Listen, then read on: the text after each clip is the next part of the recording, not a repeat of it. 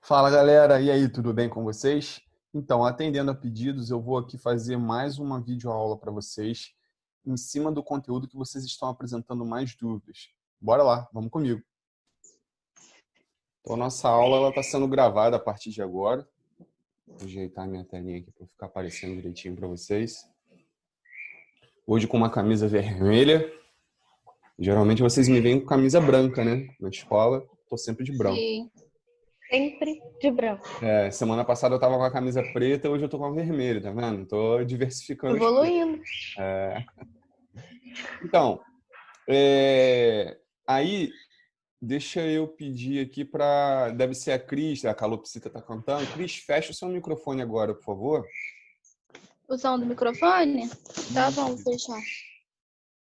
Pra só escutar o senhor, né? Isso, é. Quando a gente começa a aula, né, assim, eu vou começar a explicação, todo mundo tem que estar com o microfone fechado e a câmera também fechada, porque isso dificulta a conexão da aula, entendeu? Lembrando que essa aula, ela tem aqui, essa sala de aula virtual, ela tem 40 minutos de duração, né? Porque esse programa aqui é o gratuito, então ele fica 40 minutos, aí daqui a pouco, daqui a 40 minutos ele vai fechar, eu vou abrir outra sala, e aí a gente volta para continuar do ponto em que nós paramos. Eu vou respeitar o horário que eu combinei com vocês, de 8h30 a 9h30. Eu não vou passar disso, tá? Podem ficar tranquilos. Mas, falando de constituição e transformação da matéria, que é essa primeira atividade que vocês estão recebendo aí, que vocês receberam aí para essa primeira atividade remota, a gente tem que pensar em alguns conceitos fundamentais acerca do estudo da ciência, né? Que é o conceito de matéria, corpo e objeto. São conceitos bem simples, mas que são extremamente importantes para que a gente possa caminhar dentro da física, dentro da química, né? É o conceito de matéria, corpo e objeto. Matéria, né? Tem aqui a definição logo no início do texto, né? É tudo aquilo que possui massa e ocupa lugar no espaço, ou seja, possui um volume. Então, qualquer coisa que eu possa colocar e que vá ocupar um lugar no espaço, né, e que eu possa colocar numa balança e que vai ter uma massa, a gente define como matéria. Então, exemplos de matéria: madeira, vidro, ferro, alumínio, areia, água, tudo isso é matéria, porque tudo isso ocupa um lugar no espaço e se eu pegar uma certa quantidade e colocar numa balança, eu vou verificar uma massa desses materiais, né? Um outro conceito, que aí é um conceito assim em escadinha, né? Primeiro é a matéria, depois é o corpo. O que é o corpo? O corpo é uma porção limitada da matéria. Então, se eu digo para vocês assim, exemplo de matéria: ferro. Ferro. Ferro no seu sentido abrangente, no seu sentido universal. É um exemplo de matéria, porque possui massa e ocupa lugar no espaço. Mas quando eu limito essa quantidade de matéria, por exemplo, 1 quilo de ferro, ou seja, eu peguei todo aquele conceito de universo, de ferro que tinha no universo, e limitei a 1 quilo. 1 quilo de ferro. Eu tenho ali uma porção limitada da matéria. Então, eu vou ter ali um corpo. Tá? E quando eu pego esse corpo, faço uma transformação nele, para que ele possa exercer alguma função, eu vou ter aí o conceito de objeto. Então, como eu disse para vocês, são conceitos em escadinha, né? Você tem primeiro matéria, depois corpo, depois objeto. Matéria é tudo aquilo que possui massa e ocupa lugar no espaço. Corpo é uma porção limitada na matéria. E o objeto é um corpo modificado para exercer alguma função. Então, vou dar um exemplo para vocês. Dentro dessa mesma linha de raciocínio do ferro, que eu falei com vocês, né? Exemplo de matéria, ferro. Todo ferro no seu sentido universal. Se eu pegar 1 quilo de ferro, é uma porção limitada na matéria, um corpo, eu posso fazer um portão de ferro, né? Aí eu fiz o quê? Eu peguei uma quantidade limitada da matéria, eu peguei um corpo, transformei ele para ele exercer alguma função, né? Fiz aí um portão de ferro. Perceberam aí os conceitos em escadinha? Essa é a primeira ideia que você tem que ter aí dentro dessa parte do conteúdo, né, que é de constituição e transformação da matéria, é você entender esses três conceitos aí: matéria, corpo e objeto. Aí vem aqui alguns exemplos, né? O texto ele faz um aprofundamento disso tudo que eu falei, né? Ele, digamos assim, ele dá mais detalhamentos disso tudo que eu falei. Tem aqui como exemplo, ó, um anel, que é um objeto fabricado a partir de uma barra de ouro. Uma barra de ouro que seria um corpo, né? O ouro em si é a matéria. Uma barra de ouro, que é uma porção limitada da matéria, é o corpo. E o anel, que é o corpo modificado para exercer alguma função, vai ser o nosso objeto. Perceberam a sequência? Essa é a ideia. Mas esse estudo de constituição da matéria, o que é constituição da matéria? Constituição da matéria é do que a matéria é feita, né? É você fazer uma análise, é você fazer uma observação, é você tentar fazer um entendimento da composição da matéria, do que é feito a matéria. E aí, as primeiras ideias sobre a definição e a constituição da matéria surgiram muito tempo atrás, lá em 300 anos antes de Cristo. Ou seja, há mais de 2.100 anos atrás, né? A gente está falando de 300 anos antes de Cristo, com dois filósofos gregos, chamados Leucipo e Demócrito. Está aqui o nomezinho deles. Ó. Leucipo e Demócrito. Veja bem, eles não eram cientistas. Eles eram filósofos gregos. O que é você filosofar? Filosofar é você questionar, é você buscar uma explicação racional para as coisas que você quer saber, né? A palavra filosofia, ela significa afinidade pelo conhecimento, interesse pelo saber, né? É esse o significado de filosofia. Então, quando você vai filosofar, você vai buscar uma explicação racional para alguma coisa. E aí, Leucipo e Demócrito, né, com suas questões, né? Tinha até um comercial na Globo, às vezes passa, que dizia assim, não são as respostas que movem o mundo, e sim as perguntas. Cara, isso é um princípio filosófico, né? Se você já tem a resposta para tudo, para que você vai continuar buscando alguma coisa, buscando alguma explicação? Não tem porquê, você já tem a resposta para tudo, né? Então, são as perguntas que movem os homens, né?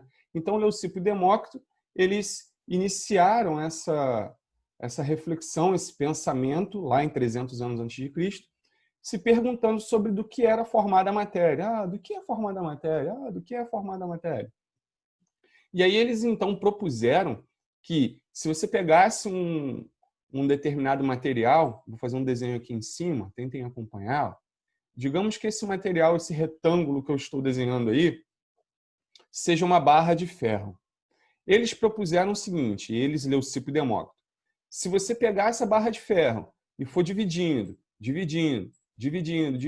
até chegar na menor parte possível, você ia chegar na menor estrutura capaz de preservar as características desse material aqui, que no caso, lá no exemplo que eles deram, há 300 anos atrás, foi o ferro.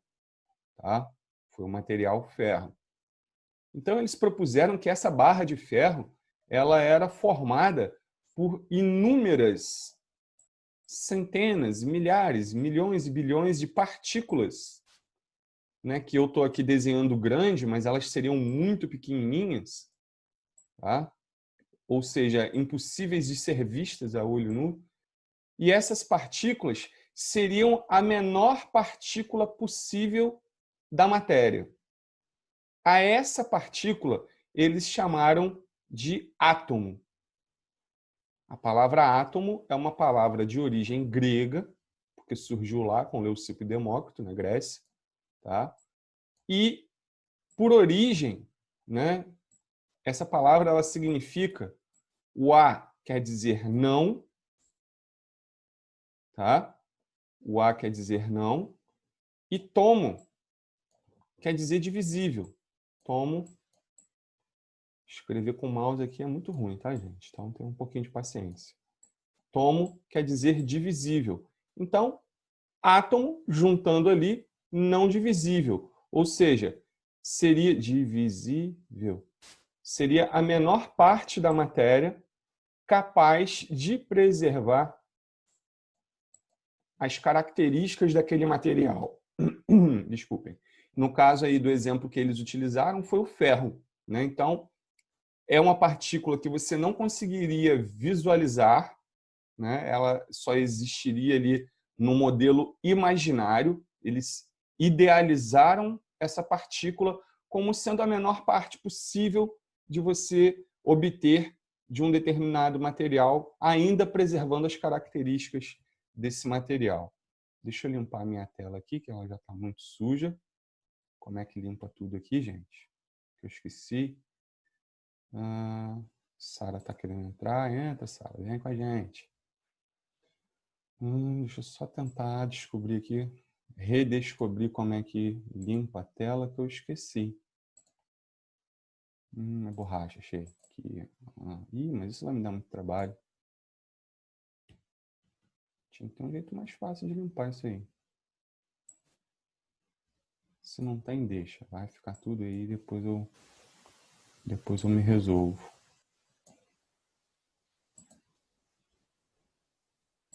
Fica aí, vamos continuar com a caneta.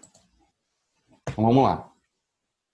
Então, essa ideia de Leucipo e Demócrito, né, que está descrita aqui nesse parágrafo, né, divisão sucessiva de um material, chegando à menor unidade possível, denominada átomo, né? Essa ideia, essa concepção do átomo, ela fica por mais de 2.000 anos. Mais de 2.000 anos. Até que baseando-se em experimentos, né? Porque a ciência ela é assim, né? A ciência ela se baseia em experimentos. Novas ideias, novas propostas dentro do meio científico surgem a partir dos experimentos. Sendo que esse comportamento da ciência, essa base da ciência, fundamentada nos experimentos, ela surge mais ou menos ali no século XVI, né? A partir de 1500 e alguma coisa, com Galileu Galilei, com Isaac Newton, com Nicolau Copérnico, que são os grandes cientistas renascentistas, né? Da época do Renascimento. E antes disso, não se tinha a ciência estruturada e pautada de forma concreta como ela é hoje, baseada em princípios, baseada em fatos, baseada em evidências. Você chegava, achava uma coisa e dali você ia dissertando, você tinha ali uma ideia científica, né? Tanto que Leucipo e Demócrito eles não eram cientistas e fizeram uma importante contribuição para a ciência, né? Então, a partir ali do século XVI, que surge, de fato, os procedimentos científicos para você poder elaborar as teorias, elaborar as regras científicas, a gente tem aí uma revisão daquela proposta de Leucipo e Demócrito sobre o átomo, né? O que eles propuseram lá em 300 anos antes de Cristo, mais ou menos ali pelo século XIX, 1800 e alguma coisa, né? 1800 e Guaraná em rolha, 1800 e alguma coisa, isso aqui já vai ser a partir de 1801, né? Já é século XIX. Século XIX. Você tem os trabalhos de Lavoisier, Proust, Dalton, né? São importantes cientistas desse período aqui, desse século aqui, que vão fazer estudos que vão aprimorar aquelas propostas acerca do átomo que foram elaboradas por Leucipo e Demócrito. E aí um destaque para esse senhor aqui, esse inglês aqui, ó, John Dalton, risquei o nome dele, né, coitado. Ele faz assim uma ele cria uma roupagem, né, uma vestimenta científica para as propostas de Leucipo e Demócrito. Porque ele sim, John Dalton, ele sim era um cientista, né? Então ele pega as propostas lá de Leucipo e Demócrito e dá uma característica, dá um destaque científico para aquilo que Leucipo e Demócrito estavam propondo. E aí ele elabora o que ficou conhecido como postulados de Dalton. O que seriam esses postulados de Dalton? Os postulados de Dalton são as considerações que Dalton fez sobre a constituição da matéria, as considerações que Dalton fez sobre o átomo. E aí essas considerações elas estão aqui, ó. Toda a matéria é formada por partículas extremamente pequenas, esféricas, maciças e indivisíveis, que ele, então, utilizou o nome que já tinha sido dado por Leucipo e Demócrito, né, que é átomo.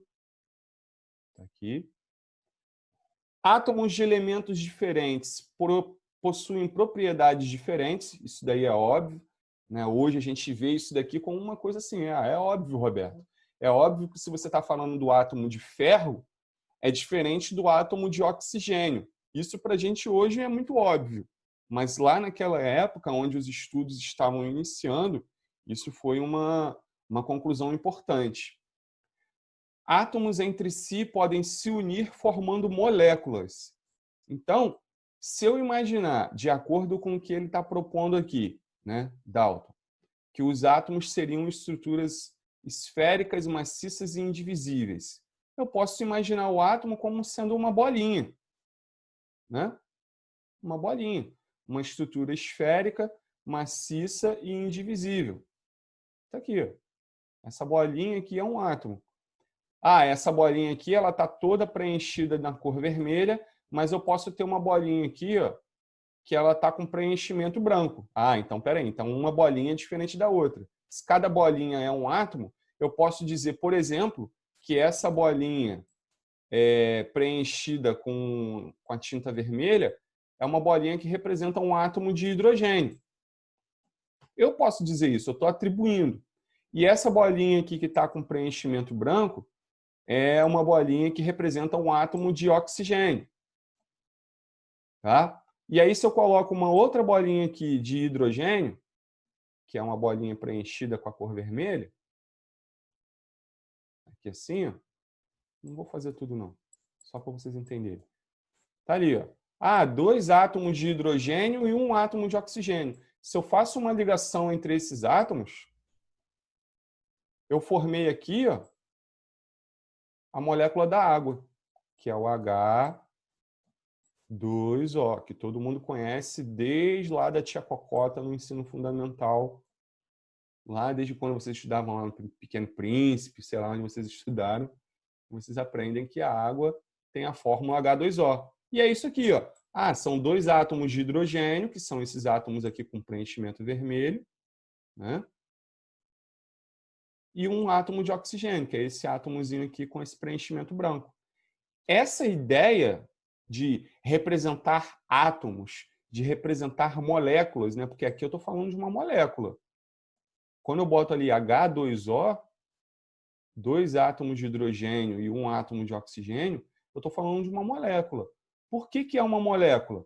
Porque são átomos unidos, né? Eu tive a união de diferentes átomos, ou de mais de um átomo, né? Porque pode acontecer de ser do mesmo tipo de átomo, e formou uma molécula, que é essa ideia que está aqui, ó. Átomos entre si podem se unir formando moléculas, entendeu? Então, moléculas nada mais é do que isso, a união de diferentes átomos, de mais de um átomo, tá? Uma reação química nada mais é do que a união e a separação de átomos. Isso daí também, hoje, para quando a gente estuda química, parece ser muito óbvio, mas lá no passado, né, lá no século XIX, isso foi uma consideração muito importante. Porque o que é uma reação química? Uma reação química é você ter reagentes dando origem a produtos. E o que acontece no meio do caminho para que reagente dê origem a produtos? você tem ali a quebra de ligação entre átomos e a formação de ligação entre átomos. Então, você quebra algumas ligações no início, aí esses átomos eles passam a ocupar novas posições, e aí você tem o restabelecimento das ligações, que os átomos eles realizam ligações entre si, né? Eles se unem, ligação no sentido de se unir, entendeu? Então, essa ideia de átomo,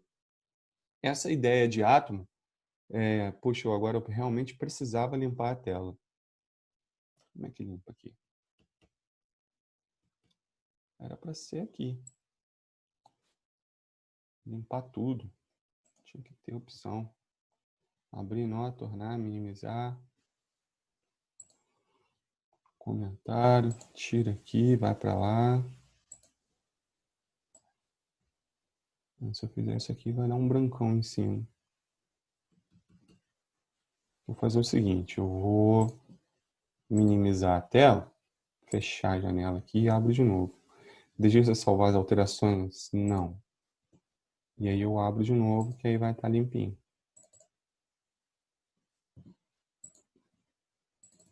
Pronto, assim vai dar certo. Tcharam, limpinho. É isso aí que eu queria.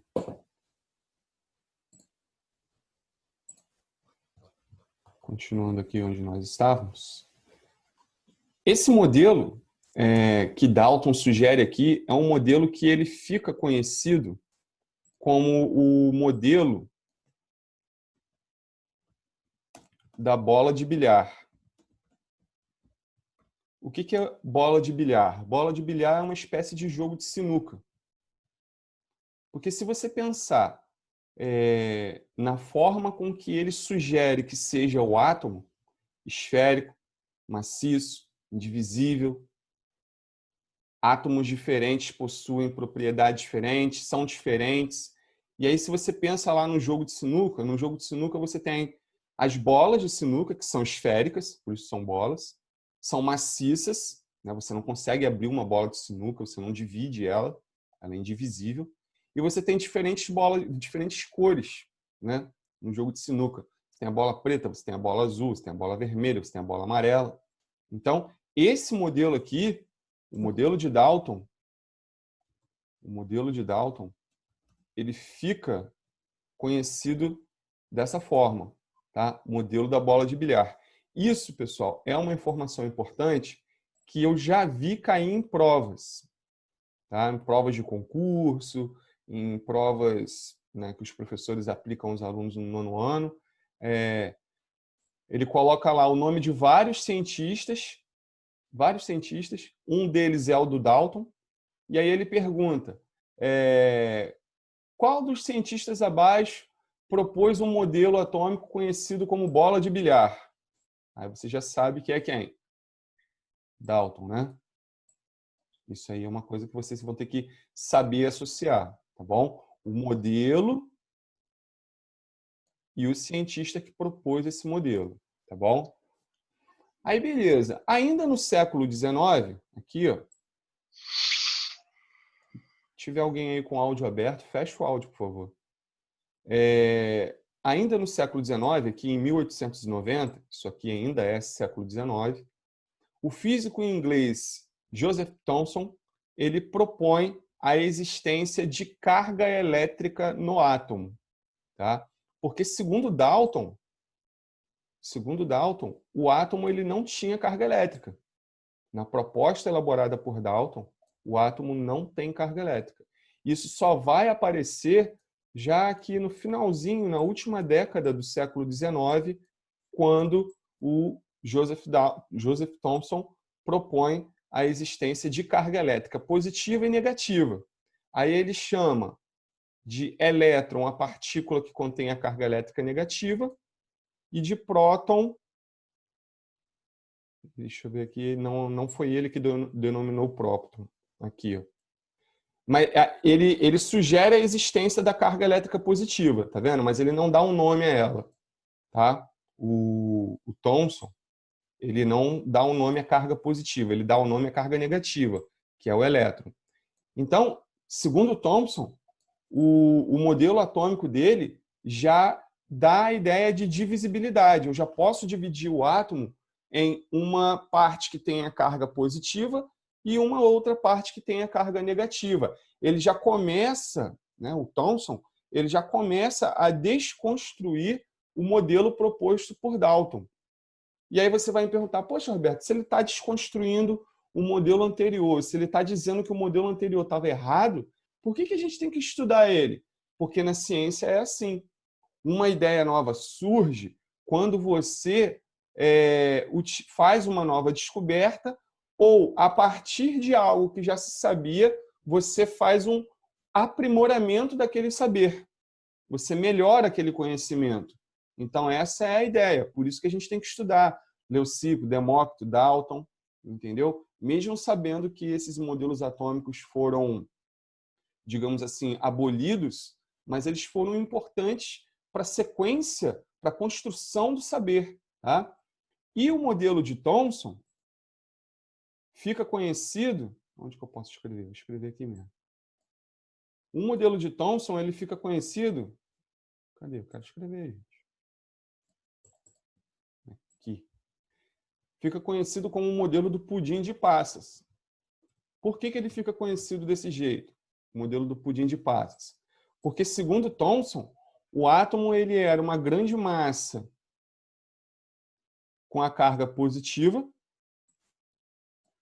e na sua superfície ficavam as cargas negativas, como se fosse mesmo um pudim de passas.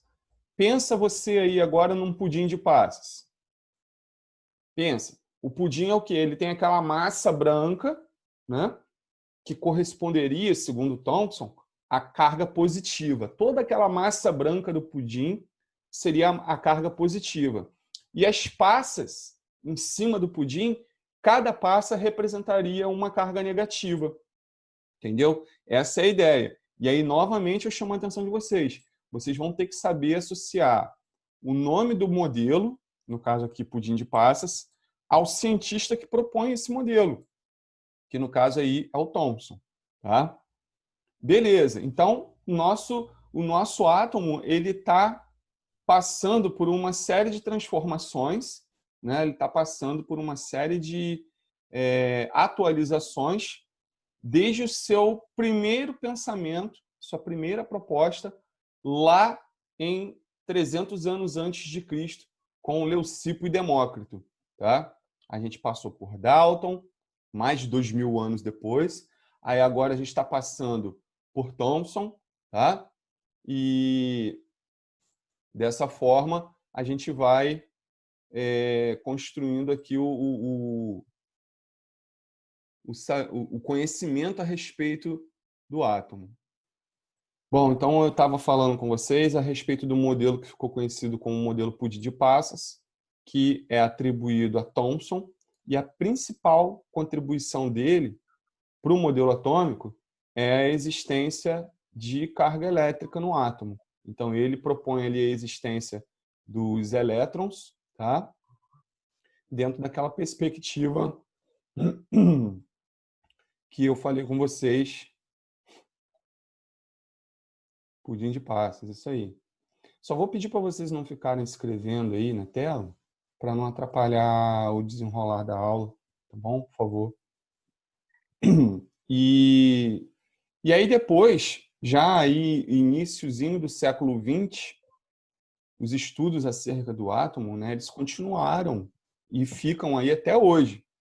Até hoje a gente tem aí, lá nos Estados Unidos, a gente tem um acelerador de partículas, o LHC, que é um laboratório enorme, sei lá, 10 maracanãs, 15 maracanãs, é um negócio enorme, absurdamente grande, onde eles fazem o choque entre essas partículas que compõem o átomo, né? Os prótons, os elétrons, os nêutrons, e a partir da colisão, né, do choque dessas partículas, a gente tem ali efeitos, né, resultados que permitem fazer estudos sobre a composição e a constituição da matéria.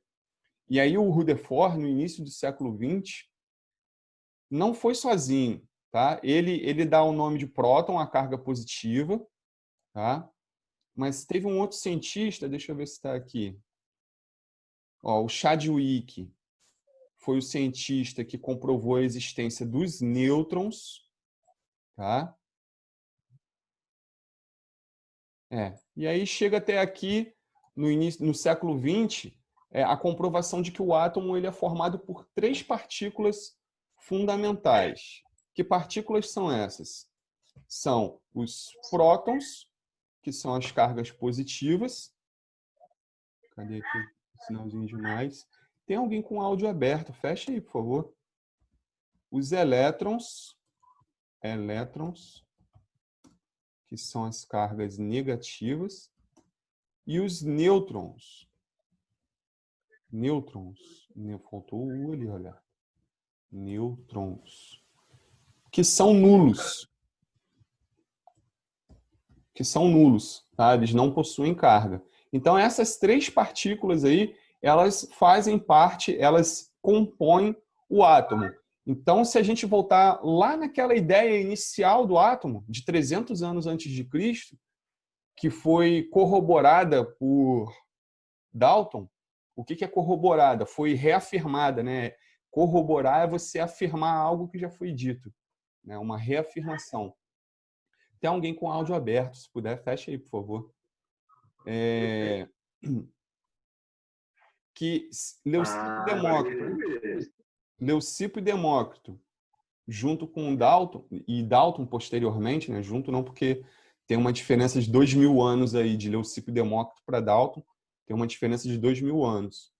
Então, a proposta deles era de que o átomo era maciço e indivisível. Aí vem o Thomson, sugere a existência de carga elétrica, propõe ali os elétrons, né, o nome dos elétrons.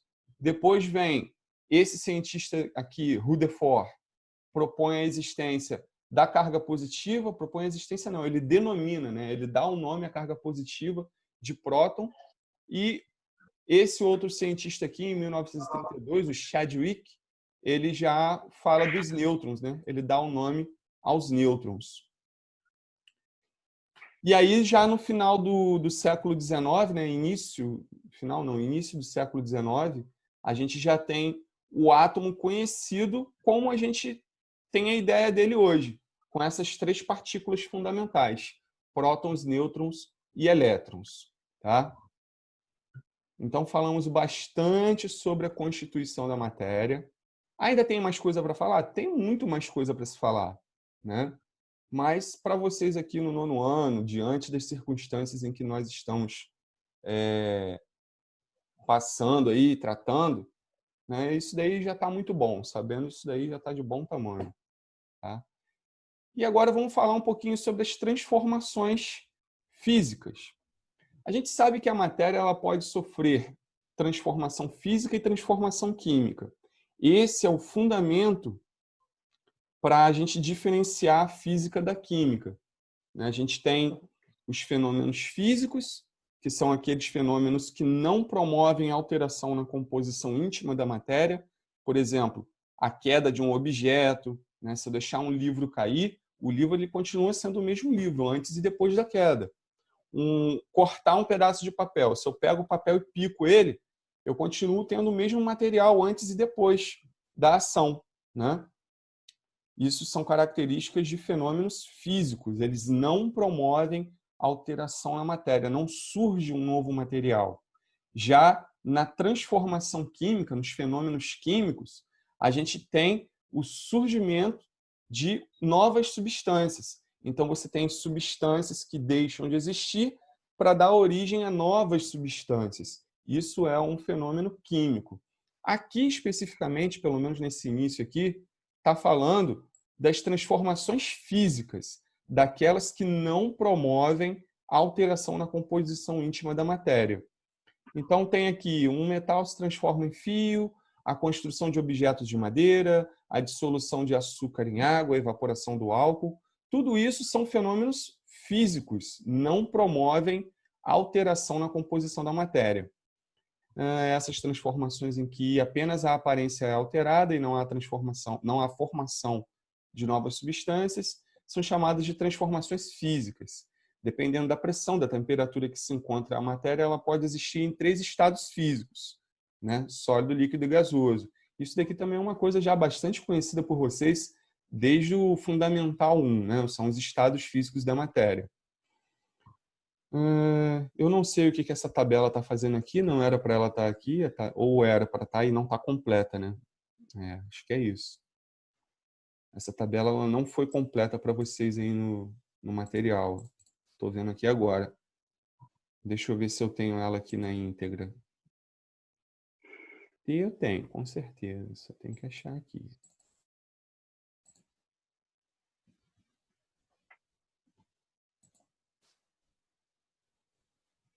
Vai, filhote, abre aí.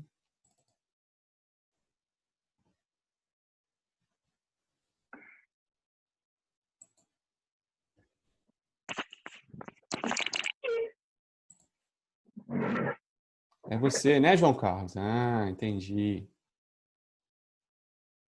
Já resolvi o problema de vocês aí com o negócio de áudio. Não sei se vocês ainda estão vendo minha tela, mas deixa eu colocar aqui na dúvida, deixa eu colocar de novo. Olha só, seria isso aqui, ó. Seria essa tabela aqui, ó.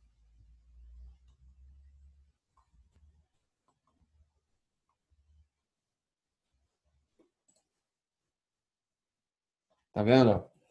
Que aqui ela apresenta o estado físico, sólido, líquido e gasoso, a forma constante para o sólido, variável para o líquido e gasoso, o volume constante para o sólido, para o líquido, variável para o gasoso, e a liberdade de movimento das moléculas, que o sólido não apresenta, líquido, pequena liberdade de movimento, e o gasoso, total liberdade de movimento. Isso também fica muito evidente nessa outra imagem aqui.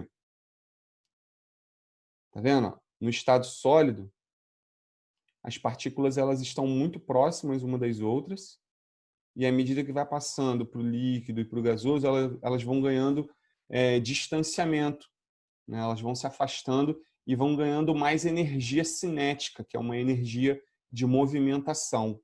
Tá?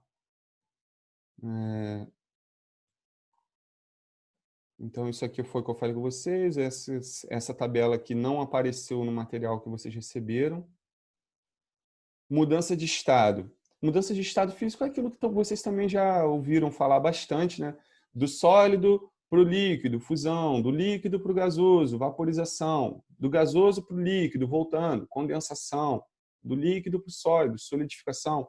Não sei se eu coloquei aqui, coloquei, até tá aqui, ó. O que é importante de você saber aqui desse esquema de transformação de estado físico?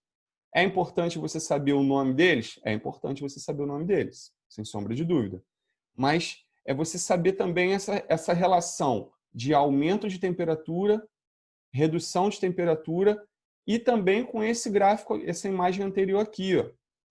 Vou até puxar um zoom aqui para que vocês possam ver. Você tem aqui, ó, estado sólido e tem uma seta amarela para a direita aqui, tá vendo? Que indica o quê? Indica que quando você vai para a direita, ou seja, do estado sólido para o líquido, do líquido para o gasoso, a energia vai aumentando. Então, a energia ela não pode ser nem criada nem destruída, é somente transformada. Isso é um dos princípios da ciência. Como que você vai tendo o aumento de energia quando você passa dos estados sólido para o líquido e do líquido para o gasoso? Para você ter esse aumento de energia, essa energia ela tem que vir de algum lugar. E se você pensar no aquecimento, você pega um pedaço de gelo, uma pedrinha de gelo, coloca em cima da frigideira e coloca essa frigideira no fogo. Vai ter o aquecimento, que vai ser oferecido ali pelo calor da chama do fogão, né? E esse gelo que está no estado sólido vai derreter, vai passar para o líquido. Se você continuar mantendo o aquecimento, aquele líquido ali, a água no caso, ela vai passar para o gasoso, ela vai sofrer a vaporização. E as moléculas da água vão estar na visão microscópica, né? Se a gente pudesse ter uma super lupa capaz de ver o comportamento das moléculas lá no gelo, na água e no vapor, a gente ia ver um comportamento semelhante a esse que está aí nessa imagem. Semelhante a esse que está aí na imagem. porque é o que acontece, né? As moléculas elas vão se afastando, os átomos vão se afastando, e aí a partícula ou o material ele vai mudando de estado físico, sólido para o líquido, líquido para o gasoso. Depois, se eu quiser, eu tenho como voltar, né? Eu tenho como tirar a energia do sistema.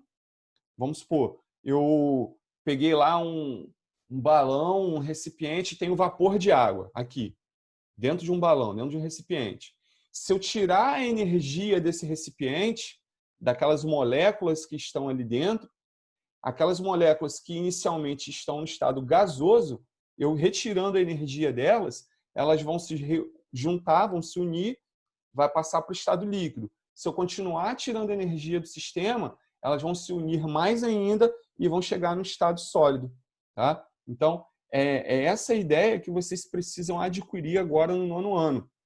Obviamente que aqueles nomes de transformações de estado físico, isso é uma coisa que vocês já devem saber, porque vocês estudam isso desde o 4º ano, desde o 3º ano do ensino fundamental. Fusão, solidificação, isso vocês já sabem, ou pelo menos deveriam saber. O que vocês precisam agregar a esse conhecimento agora é esse comportamento das partículas que integram a matéria durante a transformação nos diferentes estados físicos. Tá? É isso que vocês precisam agregar. E também, né, uma ideia que é bem simples, que é essa coisa de ter o aumento de temperatura e a redução de temperatura. Todo mundo está careca de saber que o gelo, para derreter, você tem que aumentar a temperatura. Afinal de contas, a água ela tem um ponto de fusão em 0 graus Celsius. Então, se eu aumento a temperatura de 0 graus Celsius para 1 grau Celsius, para 2 graus Celsius, para 3, 4, 5, eu estou aumentando a temperatura, eu vou passar aquela matéria, no caso gelo, para o estado líquido, e se eu continuar aumentando a temperatura, eu vou passar para o estado gasoso. E se eu fizer a redução da temperatura, eu faço o caminho inverso. Isso é uma coisa que acho que todo mundo no 9º ano consegue entender. O que é novidade para vocês, o que deve ser novidade para vocês, é o comportamento das partículas nos diferentes estados físicos, que é essa imagem que está aí na tela, que eu estou chamando bastante atenção para vocês. Tá? Vamos ver o que tem mais aqui para a gente falar. Fusão é a passagem do... Aqui, o que acontece em cada transformação, né? Fusão, solidificação. A vaporização, pessoal, aqui é interessante. Vaporização é a passagem do estado líquido para o gasoso. Mas a vaporização ela pode acontecer de 3 maneiras. 3 maneiras diferentes. Tá? A gente tem a evaporação. A evaporação é um processo mais lento de passagem do líquido para o gasoso.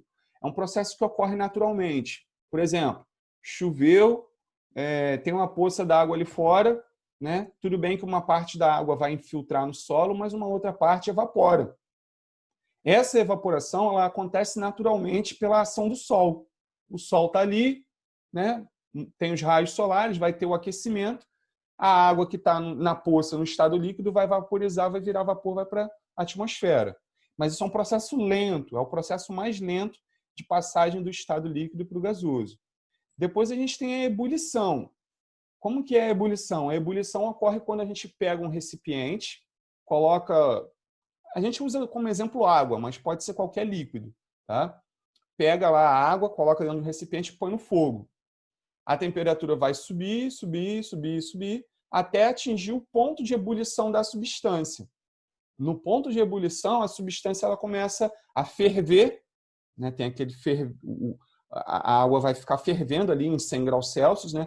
A gente usa sempre como exemplo a água, mas pode ser qualquer substância, tá, pessoal? E naquele momento, o que está acontecendo? A água está passando do estado líquido para o estado gasoso. Tá? E temos a calefação. A calefação é o processo de passagem do estado líquido para o gasoso mais rápido que existe. É uma passagem quase que instantânea. Acontece quando, por exemplo, a gente tem uma superfície muito quente. Sei lá, a frigideira está no fogo lá, você está esquentando a panela. Está esquentando. E aí cai uma gotinha de água. E aí a gente reconhece essa passagem pelo barulhinho que ela faz. Né?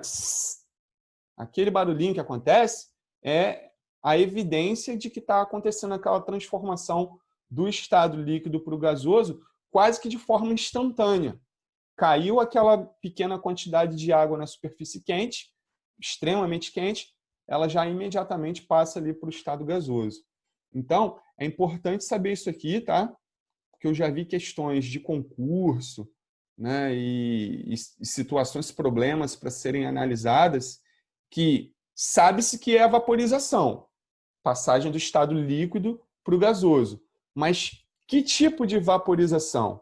É uma ebulição? É uma evaporação? É uma calefação? O que está acontecendo? Né? Então, é importante saber a diferença de um para o outro aí. Condensação é a passagem do gasoso para o líquido. Sublimação é a passagem direta do estado sólido para o gasoso ou vice-versa, tá, pessoal? Pode ser o contrário também, pode ser do gasoso voltar para o sólido. Então, a substância ela não fica líquida.